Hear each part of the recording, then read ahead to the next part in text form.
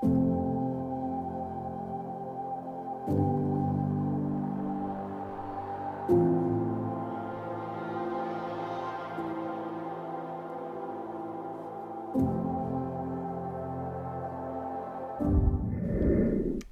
everyone, today I've got Claire Stone with me. Claire, could you please introduce yourself and share how you were drawn to Avalon? Hi everyone, I'm Claire Stone. I'm the author of the Female Archangels, and I am the founder of the Angel Mystery School, which is it's a membership where we have accredited courses where you can really discover your soul's purpose, uncover your talents and get in tune with your soul and the divine beings, of course, the angels. The first time I came to Avalon, when I first heard about it, I would have been 18 or 19 years old. I'm now 40 and I was studying to be a holistic therapist. That's what I did for 15 years, massage, reflexology, aromatherapy. And this lady on the course, Debbie, she mentioned this place called Glastonbury and all of the magic of Avalon. And it was actually Chalice Well that she was really interested in. And as soon as she was talking about it, I just knew straight away that I had to go. So I went home, I went to my mum's because I didn't have a computer back then, and I had a look. And I couldn't actually afford to go at the time. But you could volunteer back in the day at Chalice Well and you could do 4 hours work a day in exchange for B&B in Little St Michael's. So that's how I managed as a student to get up to Glastonbury a couple of times a year working as a volunteer. And of course, if you're familiar with Chalice Well, the steps at the side of the Vesica Pisces, me and my husband helped to build that wall with Ark, the gardener, all that time ago. As soon as I'd qualified, I ended up actually hiring the place and doing retreats. So I've just always felt called to Avalon. It feels like my second home, my spiritual home, and I just try and get here as often as I can. How do you experience and express your spiritual path day to day? So every day, as soon as I wake up, I think, thank you universe, I'm still here.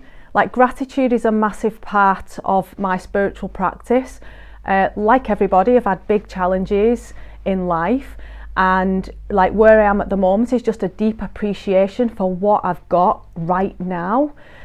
So I get up in the morning, I give thanks that I'm still here, my children are healthy, the things that I've got. And then I like to pull an angel card every day, set my intentions, do a meditation. Sometimes I'll do a bit more, go outside and do some breathing exercises. But I try and be as in the moment. I try and make everything a spiritual practice. I have intention behind as many things that I'm doing each day. So when I'm cooking the food, I'm giving thanks for that. I'm giving thanks for the people who grew it, the people who packed it. So it's just trying to have this like big gratitude for everybody who's contributing to me having like this life, an easier life, because of all the help that the universe has given us. Yeah, absolutely. Gratitude is so important. Yeah. And it's so simple, but it changes everything. It changes your whole perspective. Just with like that one little magic bud. When we say the word goddess or the divine feminine, what does that mean to you personally, and what role does goddess or the divine feminine have in your spiritual practice? So when I first started my spiritual practice, it was always Archangel Michael was my favourite angel, and I noticed pretty soon on that, why have these angels all got boy names?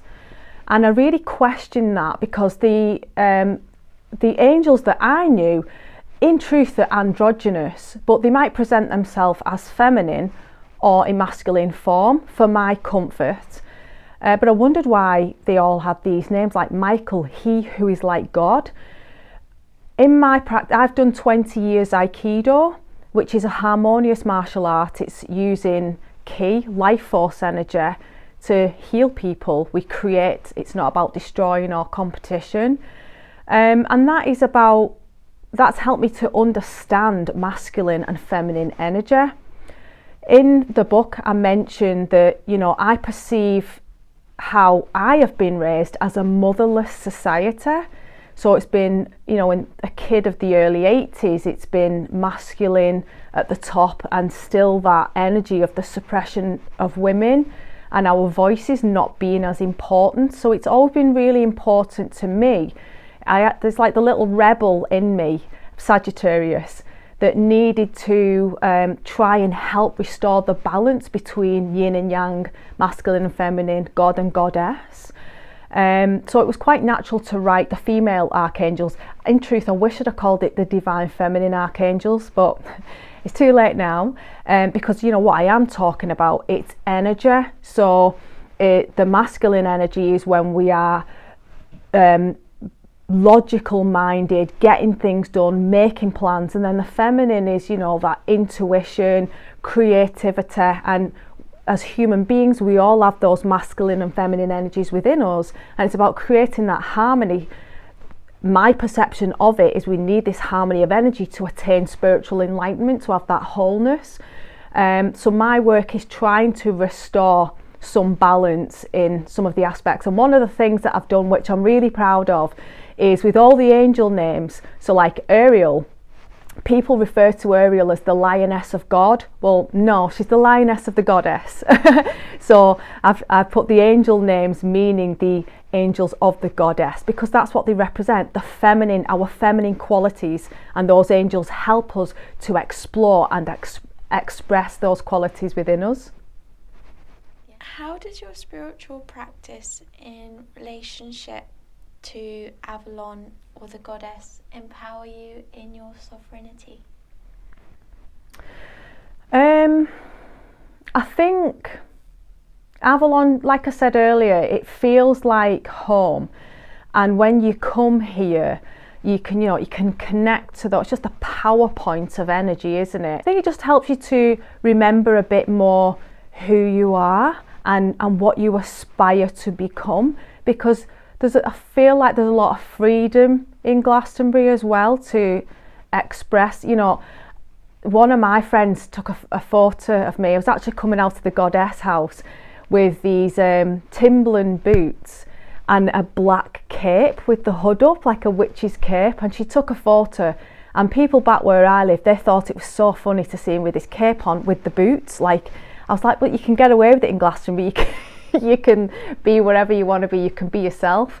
But one of my friends, she thought that the photograph was so funny, she saved it as a screensaver on her phone because it made her laugh every time she's seen it. I think that there's PowerPoints all over the world, and we know that Glastonbury is the heart, and I feel like it is that pulsing heart of the mother, and that's why she's calling her children home, and I think that's why it's such a powerful place to be. The angels are giving me a chant, Sa Ta Na Ma, which helps you to connect to your truth, and I feel that is what sovereignty is, when you can step into your truth, when you're aware of your emotions, you're aware of your mind, and you can come back to your center. To me, that feels sovereign, when you can, you feel like this is the path I'm meant to be on, this is my destiny, and I'm living it.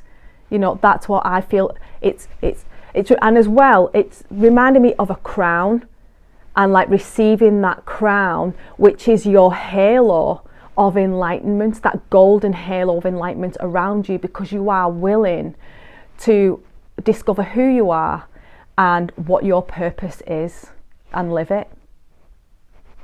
Thank you so much for your time.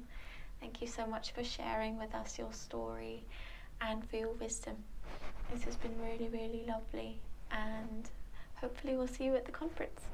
Thank you very much for having me.